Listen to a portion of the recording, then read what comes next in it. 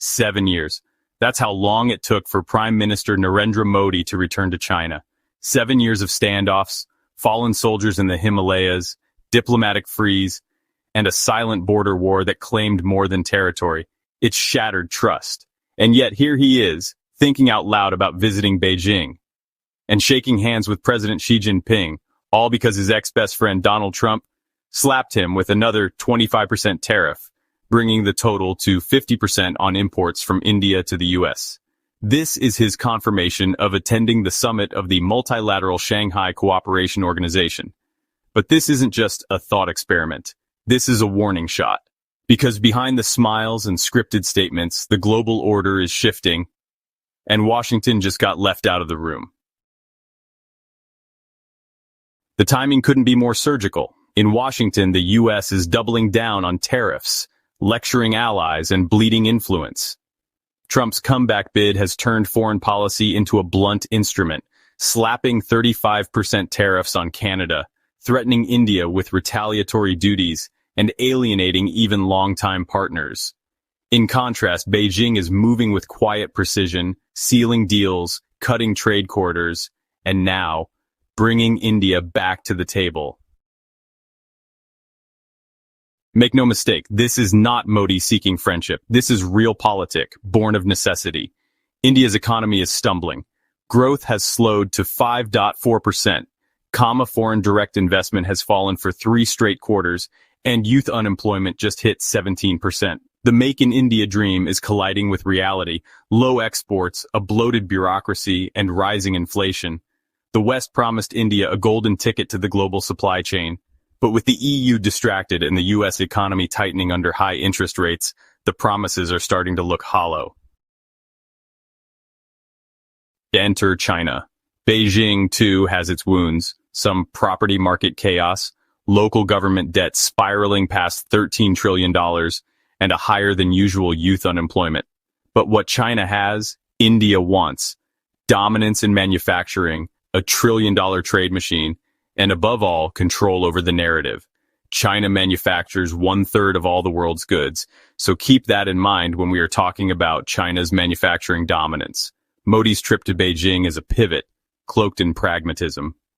It's about BRICS, yes, but it's also about bypassing Washington.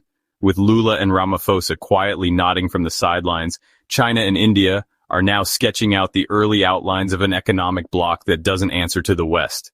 A new BRICS currency? Still a dream, but a bilateral trade deal between China and India, settled in yuan and rupees, is no longer science fiction. And for Beijing, this is a masterstroke, undermining the dollar, neutralizing India's hostility, and peeling New Delhi away from Washington's grip. Back in D.C., the mood is defensive. The State Department released a curt statement urging India to maintain alignment with democratic partners. But that line is wearing thin. India is hedging, and the U.S. knows it.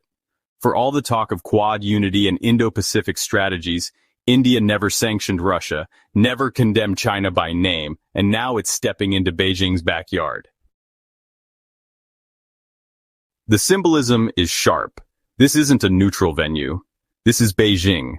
Modi's first time here since the Doklam standoff in 2017, since Galwan in 2020. It's not just a thaw, it's a reckoning. Because India has realized something few in Washington have the courage to admit. When it comes to trade, infrastructure, and long-term influence, China still delivers. The numbers are hard to ignore. Bilateral trade between China and India hit $136 billion in 2024. Despite the border tensions and despite the disaster that unfolded between India and Pakistan a few months ago. Chinese exports to India are up 8% this year. Indian pharmaceutical companies rely on Chinese APIs. Indian electronics are powered by Chinese semiconductors. And even as New Delhi talks about diversification, it quietly doubled its import of Chinese solar panels. This isn't just dependency, it's leverage. And China is using it wisely. Meanwhile, the U.S. is bleeding strategic capital. In Asia, Vietnam just signed a $3.2 billion deal with Huawei to build its new 6G test network, ignoring American pressure.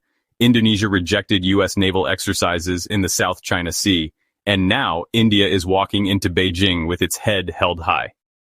This is the culmination of years of pressure. Washington pushed too hard, promised too much, and delivered too little. Trump is simply a symptom of the long-standing trend of isolationism and decay that plagues America. The U.S. CHIPS Act froze in bureaucracy. Defense sales to India got tangled in technology restrictions.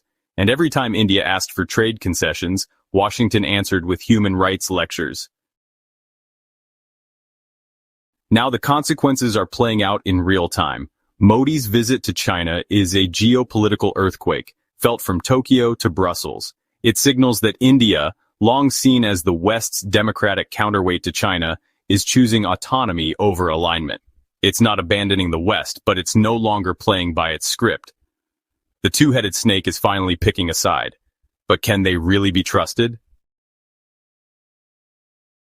Xi Jinping understands this moment better than most. His goal is simple: fracture the Western alliance without firing a shot, sit back and win quietly without boasting and bragging.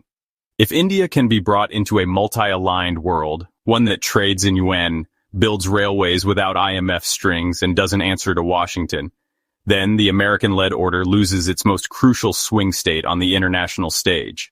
The West as a whole already lost a ton of goodwill from African and Southeast Asian countries. China is now the dominant trade partner with the majority of Africa because they enjoy the partnership benefits of China and don't get a lecture every time they build something. And it's not just economics. India and China are now talking about military confidence building measures, not peace, but predictability. They're resuming joint forums, discussing border mechanisms. That's not just damage control, it's preparation. Because both sides know a war would be catastrophic. But a cold peace, that's strategic gold, especially between two gargantuan neighbors with a combined population of nearly 3 billion people. The message to Washington is clear. Alliances built on fear of China won't hold if China offers more than fear. Trade, investment, infrastructure, those are the new weapons of influence. And for India, a country that still needs to lift hundreds of millions of people out of poverty, ideals are nice. But roads, chips, cheap electronics, food, and markets matter more. This is the age of transactional diplomacy, not ideological alliances. And now with Modi in Beijing, the unthinkable is becoming reality. The world's largest democracy, as they love to brag about, is embracing a more multipolar world, not because it wants to, but because it must. Maybe it has finally realized what a mess their foreign policy was, trying to appease both the West and the developing world. And while Washington debates policy, Beijing is writing the next chapter, looking beyond the coming decades. If you found this video insightful, then please like, comment, and subscribe. Thanks for watching.